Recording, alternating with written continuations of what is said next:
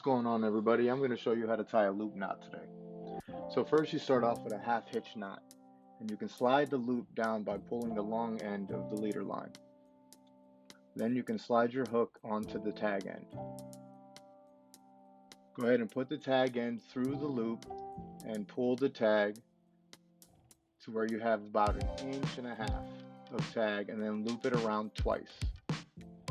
Go back down through both loops, pinch the tag, and pull. Add saliva to the loops before you pull it completely tight to prevent the line from burning. Give it an extra good tug.